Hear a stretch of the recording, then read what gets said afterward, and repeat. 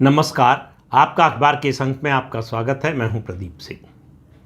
आखिरकार यूक्रेन के राष्ट्रपति व्लादिमीर ज़ेलेंस्की ने अमेरिका के राष्ट्रपति डोनाल्ड ट्रंप के सामने घुटने टेक दिए। 28 फरवरी को आपको याद होगा कि ज़ेलेंस्की और ट्रंप की मुलाकात हुई थी अमेरिका के ओवल ऑफिस में, और वो दृश्य पूरी दुनिया ने देखा था, ख़ासतौर से वो 10 मिनट का वीडियो। और उसके बाद कुछ लोग जो बेगानी शादी में अब्दुल्ला दीवाना की तरह उछल रहे थे, उन्होंने कहा कि वाह, क्या ज़ेलेंस्की ने क्या परफॉर्मेंस दी है। उनको लगा कि ये कोई फिल्म की शूटिंग चल रही थी जिसमें ज़ेलेंस्की ने डोनाल्ड ट्रंप को एक तरह से परास्त कर दिया। और उनकी खुशी का कोई पारावार नहीं था कि ट्रंप को गिरा दिया। दरअसल ऐसे लोगों के मन में घृणा भरी हुई है डोनाल्ड ट्रंप और प्रधानमंत्री नरेंद्र मोदी दोनों से। उनको लगा कि ज़ेलेंस्की ने जो किया उससे एक तीर से दो निशाने हुए। ट्रंप गिरे तो ट्रंप गिरेंगे, तो मोदी भी गिरेंगे, तो दोनों को गिरा दिया। तो ज़ेलेंस्की उनकी नज़र में हीरो बन गया और उसकी प्रशंसा में फेसबुक पर और दूसरे सोशल मीडिया प्लेटफॉर्म्स पर तमाम उसके कसीदे काढ़े जाने लगे। उसकी प्रशंसा में कहा जाने लगा कि नेता हो तो ऐसा, जिसने अमेरिका के राष्ट्रपति को कुछ नहीं समझा।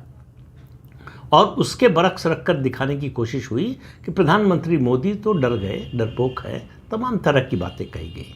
ये दरअसल उनके मन का फ्रस्ट्रेशन था। उनके अंदर जो जहर भरा हुआ था वो बाहर निकल रहा था। उनको मालूम नहीं था कि क्या होने वाला है। उनको कोई अंदाज़ा भी नहीं था कि तस्वीर इतनी जल्दी बदल जाएगी, और उनके दुर्भाग्य से तस्वीर बदल भी गई।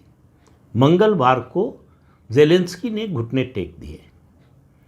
तो वो कहावत है ना, प्याज भी खाया जूते भी खाए। तो ज़ेलेंस्की ने प्याज भी खाया, जूते भी खाए, अब जुर्माना भरने की बारी है। तो क्या हुआ ये जान लीजिए। ज़ेलेंस्की 30 दिन के तात्कालिक युद्ध विराम के लिए तैयार हो गए। और ज़ेलेंस्की को आप अगर उनके बयान सुन रहे हों डोनाल्ड ट्रंप के राष्ट्रपति चुने जाने के बाद और उसके पहले के भी, किस किस तरह की शर्तें लगाते थे। वो जब ओवल ऑफिस से वाशिंगटन से निकले थे तो सीधे लंदन पहुंचे थे। वहाँ 19 यूरोपीय देशों की बैठक हुई। उसमें इंग्लैंड और फ्रांस ने कहा कि हम अपने सैनिक भेजेंगे यूक्रेन की सुरक्षा के लिए। जर्मनी और इटली ने मना कर दिया कि हम सैनिक नहीं भेजेंगे। ज़ेलेंस्की को बातचीत के बाद समझ में आ गया कि राष्ट्रपति डोनाल्ड ट्रंप से पंगा लेकर उनको कुछ हासिल नहीं होने वाला। तो वो बातें तो बड़ी बड़ी हुई यूरोपीय देशों के बीच में कि हम इस तरह से मदद करेंगे। सबने कहा हम अपना जो है रक्षा बजट बढ़ा देंगे, यूक्रेन को हथियार देंगे, आर्थिक मदद देंगे, और यूक्रेन युद्ध विराम के बाद हमको इसकी भरपाई करेगा। ज़ेलेंस्की को लगा कि युद्ध में भी कुछ नहीं मिल रहा था, युद्ध के बाद भी ये लोग नोचने को तैयार है। तो उसको समझ में आ गया कि सबसे अच्छा है कि ट्रंप की शरण में चले जाएं। तो मंगलवार को सऊदी अरब में जेद्दाह में बैठक हुई यूक्रेन के अधिकारियों और अमेरिका के अधिकारियों की। उसमें एक समझौते पर सहमति बन गई। और समझौता ये, अब आप देखिए कि क्या मिला ज़ेलेंस्की को। ज़ेलेंस्की उस समझौते में ये भी कहने की हिम्मत नहीं जुटा पाए कि रूस ने हमारे जिन इलाकों पर कब्जा कर लिया है उसको वो छोड़ दे। वो मांग भी नहीं रखी ज़ेलेंस्की ने। और 3 साल के युद्ध में रूस ने यूक्रेन के 20% भूभाग पर कब्जा कर लिया, और उस भूभाग में बहुत सारे रेयर अर्थ मिनरल्स भी हैं। अब उन पर रूस का कब्जा है। तो ज़ेलेंस्की इसके लिए तैयार नहीं हो। ज़ेलेंस्की ने शर्त क्या रखी कि रूस जो है अब अपने बम, अपने मिसाइलें और लॉन्ग डिस्टेंस ड्रोन है जो है उनसे हमला बंद कर दे। इसके अलावा डिप्लोमेटिक रूट से जो है स्थायी शांति की बात हो।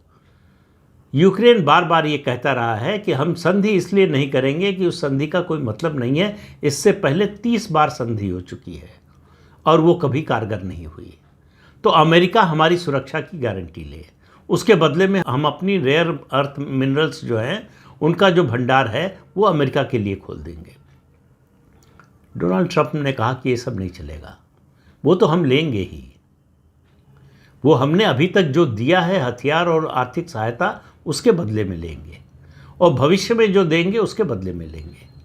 तो ज़ेलेंस्की के जाने के बाद ट्रंप ने पहला काम ये किया कि यूक्रेन को जो सैन्य सहायता दे रहा था अमेरिका, वो बंद कर दिया, और इंटेलिजेंस शेयरिंग वो भी बंद कर दिया।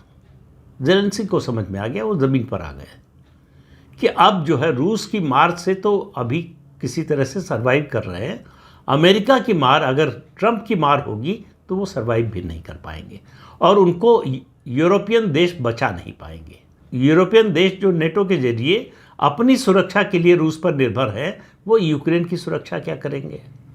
ट्रंप का ये कहना था कि जिस हिस्से पर कब्जा किया है रूस ने यूक्रेन के, वहाँ रेयर अर्थ मिनरल्स हैं, और हमारी जब एंट्री होगी रेयर अर्थ मिनरल्स में यूक्रेन के, तो हम दोनों देश उसमें इन्वेस्टमेंट करेंगे, निवेश करेंगे।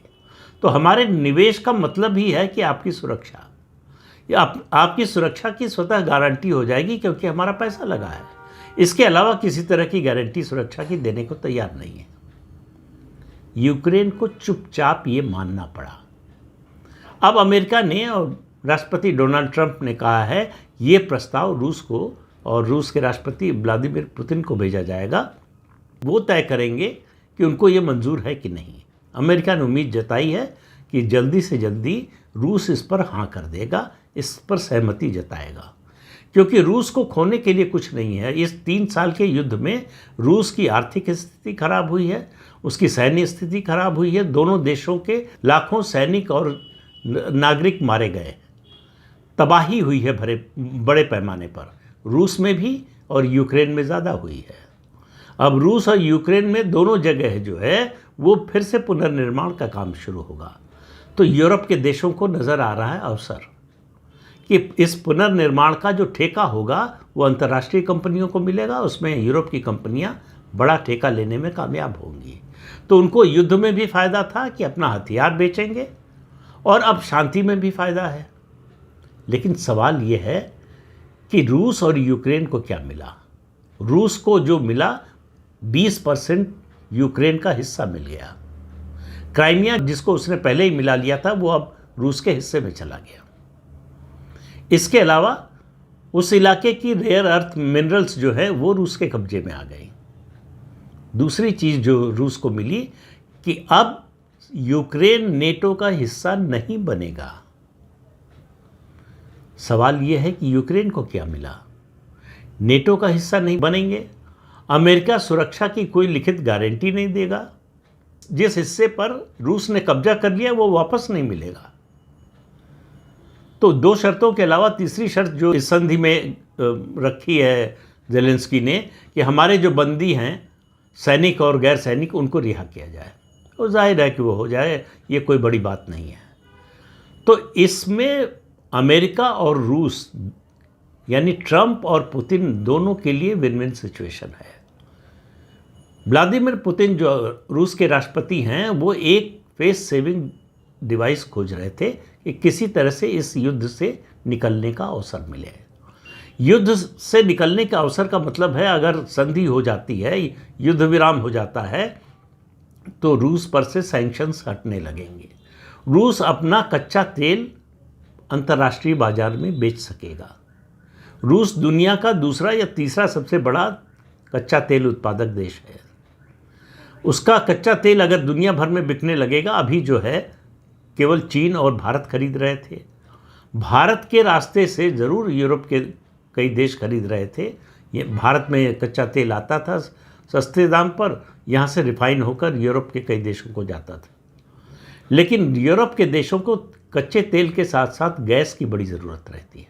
उनके यहाँ जिस तरह का क्लाइमेट है, उसमें जो है घरों को, दफ्तरों को, ऐसी जगहों को गर्म रखने के लिए गैस की बड़ी ज़रूरत होती है। उसके अलावा भी इंडस्ट्रियल इस्तेमाल के लिए भी ज़रूरत होती है और घरेलू इस्तेमाल के लिए भी ज़रूरत होती है। तो इस संधि विराम से यूरोप का ये फ़ायदा होने जा रहा है। जिसका कोई फ़ायदा नहीं होने जा रहा है वो है ज़ेलेंस्की।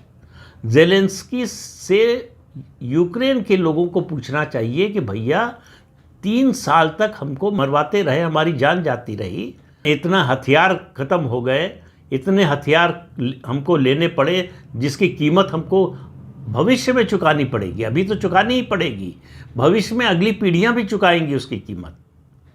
और भविष्य में जो मदद लेंगे, सैन्य सहायता या आर्थिक सहायता, उसको अब उसका भी भुगतान करना पड़ेगा। तो यूक्रेन मान गया है संधि प्रस्ताव के लिए, तो अमेरिका ने उसको इनाम दिया है। क्या इनाम दिया है? कि जो सैन्य सहायता रोक दी थी उसको फिर से रिज्यूम करने की घोषणा की है। दूसरा ये कहा है कि जो इंटेलिजेंस शेयरिंग रोक दी थी वो भी रिज्यूम हो जाएगी। मतलब लॉलीपॉप, मतलब झुनझुना हाथ में थमा दिया है। कोई नई चीज़ यूक्रेन को नहीं मिली है। जो उसका नुकसान हो गया उसकी भरपाई का कोई रास्ता नहीं है। उसके देश का जो हिस्सा चला गया वो वापस नहीं आने वाला। तो 3 साल के युद्ध में ज़ेलेंस्की ने किया ये है, यूक्रेन का जो भूगोल है उसको छोटा कर दिया, अर्थव्यवस्था नष्ट कर दी, तमाम जो डेवलप्ड सिटीज़ थी, शहर थे, उनको बर्बाद कर दिया, नेस्त नाबूद कर दिया। लाखों जवानों और जो है नागरिकों की जान गई, और बदले में जो है घुटने टेक कर समझौता करना पड़ा। तो इसीलिए कहते हैं कि अपनी हैसियत और औकात से ज़्यादा कोशिश नहीं करनी चाहिए। ज़ेलेंस्की ने ये किया। अगर ज़ेलेंस्की में समझ होती तो युद्ध न करते, और युद्ध हुआ तो उसके बाद समझौते का रास्ता, संधि का रास्ता खोजते। पता नहीं किस तुफैल में थे ज़ेलेंस्की कि वो जो है अमेरिका को भी हरा सकते हैं और रूस को भी। उनको लगा ट्रंप उनके सामने कुछ नहीं है, और पूरा यूरोप जो है उमड़कर अमेरिका के खिलाफ खड़ा हो जाएगा। यूरोप यूक्रेन का साथ देने के लिए तो खड़ा हो जाएगा, लेकिन अमेरिका के खिलाफ नहीं खड़ा होगा।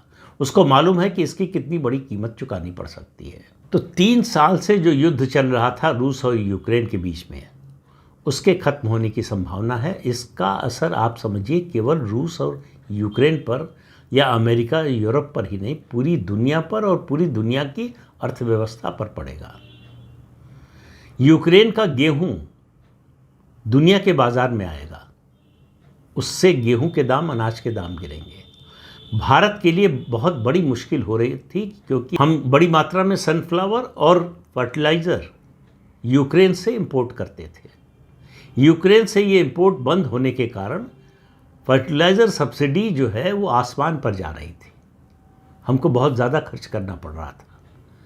वो तो भला हो रूस का, जिसका सस्ता कच्चा तेल मिलने के कारण कच्चे तेल के एक फ्रंट पर हमें कोई समस्या नहीं झेलनी पड़ी। हमें सस्ता कच्चा तेल मिला। भारतीय तेल कंपनियों को जो रिफाइनिंग का काम करती हैं उनको रोज़गार मिला, उनको व्यापार मिला, उनको पैसा मिला। यूरोप को बेचकर उन्होंने अच्छी खासी कमाई की। रूस उस तेल को भारत और चीन को बेचकर उसने अपनी अर्थव्यवस्था को पूरी तरह से खत्म होने से बचा लिया। वरना इतने सैंक्शंस के बाद और युद्ध का खर्च दोनों मिलाकर रूस की अर्थव्यवस्था को खत्म कर सकते थे। राष्ट्रपति पुतिन अपने चुनाव प्रचार के दौरान जब भाषण दे रहे थे तब भी उनका ये वादा था कि वो युद्ध को समाप्त करेंगे। उनका मानना है कि दुनिया में कहीं भी युद्ध नहीं होना चाहिए। देखिए, एक बात बड़ी स्पष्ट समझ लेनी चाहिए कि राष्ट्रपति डोनाल्ड ट्रंप दरअसल प्रोफेशनल पॉलिटिशियन नहीं है। वो जब राष्ट्रपति का पहला चुनाव लड़े थे तब भी अपनी पार्टी के सदस्य नहीं थे, यानी रिपब्लिकन पार्टी के सदस्य नहीं थे। उम्मीदवार बने, उसके बाद सदस्य बने, और वो विशुद्ध रूप से व्यापारी हैं। ये जो टैरिफ वार आपको दिख रहा है, दरअसल ये ट्रंप की नेगोशिएशंस की एक स्ट्रेटजी है। दबाव डालो और फिर समझौते की टेबल पर बुलाओ और फिर समझौता कर लो। इसीलिए आप देखिए ट्रंप जो है जो टैरिफ की बात कर रहे हैं उस पर टिके नहीं रहेंगे। वो देखेंगे कि अमेरिका का फ़ायदा कहाँ तक। उनको मालूम है कि ये जो टैरिफ लगा रहे हैं वो उससे अमेरिका में महंगाई बढ़ने वाली है, अमेरिका में स्थिति खराब होने वाली है। अभी कुछ दिन पहले उनकी अमेरिका के जो बड़े औद्योगिक घराने हैं, बिजनेस हाउसेज हैं और कॉरपोरेट्स हैं, उनके साथ बैठक हुई है। उन लोगों ने कहा कि भाई आप इस तरह से टैरिफ लगा रहे हैं, हमारे लिए मुश्किल है। अगर मैन्युफैक्चरिंग यहाँ लानी है तो ये काम कोई 2 दिन, 4 दिन, 10 दिन में नहीं होना है। इसमें 2 साल, 3 साल, 4 साल लगेंगे फैक्ट्री लगाने, प्रोडक्शन, और उसके अलावा रॉ मटेरियल का इंपोर्ट, ये इस सब में समय लगेगा। अगर रॉ मटेरियल इतना महंगा हो जाएगा तो हमारे प्रोडक्ट का दाम महंगा हो जाएगा, तो हम बेचेंगे कहाँ। तो ऐसा नहीं है कि ट्रंप को ये सब समझ में नहीं आ रहा है। ट्रंप दरअसल बात जो कह रहे हैं वो कह रहे हैं कि बराबरी की राजनीति में विश्वास करते हैं, बराबरी के व्यापार में विश्वास करते हैं कि जितना टैरिफ आप हम पर लगाएंगे हमारे सामान पर, उतना ही हम आपके सामान पर लगाएंगे। लेकिन जब नेगोशिएटिंग टेबल पे बैठेंगे तो उनको समझ में आएगा कि भाई आप गेहूं पर जितना टैरिफ लगाएंगे उतना ही अपनी हार्ले डेविडसन पर जो टैरिफ लगा है उसकी बराबरी नहीं कर सकते हैं। दोनों पर टैरिफ का रेट, मतलब कर का जो रेट है, दर है, वो अलग अलग होगी। ये बात ट्रंप को भी समझ में आएगी। ट्रंप का एक ही उद्देश्य होगा कि अमेरिका के लिए फ़ायदेमंद क्या होगा। वो किसी का नुकसान करने के लिए ये सब नहीं कर रहे, वो अमेरिका के फ़ायदे के लिए कर रहे हैं और उसी सीमा तक इस बात को खींचेंगे जहाँ तक अमेरिका का फ़ायदा होता रहे। जैसे ही लगेगा उनको कि अब इससे ज़्यादा खींचने पर अमेरिका का नुकसान होने लगेगा, वो रुक जाएंगे। तो ट्रंप जो है वो लोगों को लग रहा है कि सनकी हैं, कभी कुछ बोलते हैं कभी कुछ बोलते हैं, एक बात की घोषणा करते हैं फिर वापस ले लेते हैं। हालांकि इससे पूरी दुनिया में बड़ी परेशानी है, क्योंकि सब लोग कोई भी पॉलिसी हो उसकी स्टेबिलिटी चाहते हैं। और अभी ट्रंप की जो रिजीम है उसमें पॉलिसी को लेकर कोई स्टेबिलिटी नहीं आई है। उसकी वजह से दुनिया भर के शेयर बाज़ारों का जो हाल है आप देख रहे हैं। भारत को भी नुकसान हुआ है। अब सामान्य स्थिति होती तो इस युद्ध विराम से दुनिया भर के मार्केट आसमान छू रहे होते। लेकिन ट्रंप की ये जो पॉलिसी है, कभी नरम कभी गरम, उससे जो है एक अनिश्चितता बनी हुई है कि कोई इन्वेस्टमेंट करे तो क्यों करे और किस स्थिति में करे, क्या होगी पॉलिसी। ऐसा तो नहीं कि आज पॉलिसी जो घोषणा हुई वो 10 दिन बाद बदल जाएगी। तो जब तक ट्रंप इस मामले में कोई स्टेबिलिटी नहीं लाते तब तक अमेरिका में इन्वेस्टमेंट आना मुश्किल है। और हमसे आपसे ज़्यादा इस बात को समझते हैं डोनाल्ड ट्रंप। तो बहुत जल्दी ही ये स्टेबिलिटी आएगी ऐसी उम्मीद करनी चाहिए। और ये युद्ध रुकवाकर उन्होंने पूरी दुनिया को एक मैसेज दे दिया है कि हम अपनी बात मनवाने के लिए किसी हद तक जा सकते हैं और हम ये कर सकते हैं। हम में ये क्षमता है, ताकत है, हमको कोई रोक नहीं सकता। 28 फरवरी का ज़ेलेंस्की का बयान, उनका रवैया, उनका रुख, उनकी आवाज़ सुनिए। और अब मंगलवार को समझौते के समय या समझौते के बाद जो कुछ हुआ, अब ट्रंप ने कहा कि हम फिर से जो है ज़ेलेंस्की को वॉशिंगटन बुलाएंगे बातचीत के लिए। और ये जो प्रस्ताव है ये मैंने पहले बताया कि पुतिन को भेज दिया गया है और इस बात की पूरी संभावना है कि पुतिन मान जाएंगे, क्योंकि इसमें उनका कोई नुकसान नहीं है, फ़ायदा ही है। उनको दिक्कत होती अगर जो हिस्सा, जिस हिस्से पर उन्होंने कब्जा कर लिया है रूस ने, उसको वापस करने की मांग होती, उसकी शर्त होती और उस शर्त का समर्थन अमेरिका करता। वो हुआ नहीं है। तो इसलिए पुतिन के लिए इससे अच्छी डील कोई हो नहीं सकती है और ज़ेलेंस्की के लिए इससे बुरी डील नहीं हो सकती। लेकिन बहुत बुरी इसलिए नहीं है कि इस युद्ध को आगे चलाने में वो सक्षम नहीं थे, वो दूसरों की मदद के भरोसे थे। और जैसे ही उस मदद का हाथ खींचने लगा, उनको महसूस हुआ, उनको ये समझ में आ गया कि अब इसको चलाना बहुत मुश्किल है। तो रूस से तो पंगा ले लिया, अमेरिका से पंगा लेना सर्वाइवल का सवाल बन जाएगा। ये इसलिए युद्ध विराम होने जा रहा है और ये संधि मुझे लगता है जल्दी ही, और हो सकता है मतलब ज़्यादा से ज़्यादा इसी महीने में रूस की ओर से भी सहमति जता दी जाएगी और दुनिया में एक बड़ा युद्ध जो 3 साल से चल रहा था वो रुक जाएगा। इस युद्ध के रुकने का असर पूरी विश्व व्यवस्था पर पड़ेगा, पूरी दुनिया की राजनीति पर पड़ेगा। तो इसलिए ये एक बहुत ही अच्छा डेवलपमेंट है, एक बड़ी खुशी की बात है जो अमेरिका के विदेश मंत्री ने कहा कि आज बड़ी खुशी का मौका है, शांति का दिन है, युद्ध खत्म होने जा रहा है। तो ये पूरी दुनिया के लिए ये संदेश है जो भारत के प्रधानमंत्री नरेंद्र मोदी ने कहा था पुतिन के यहाँ रूस में जाकर कि ये युद्ध का नहीं बुद्ध का समय है। तो उन्होंने कहा था, अमेरिका ने उसको लागू करके दिखाया है। तो इस अंक में इतना ही। अगले अंक में फिर मिलेंगे किसी नए मुद्दे के साथ। तब तक के लिए अनुमति दीजिए, आपसे अनुरोध है कि ये चैनल देखिए, शेयर कीजिए, लाइक कीजिए और सब्सक्राइब जरूर कीजिए। नमस्कार।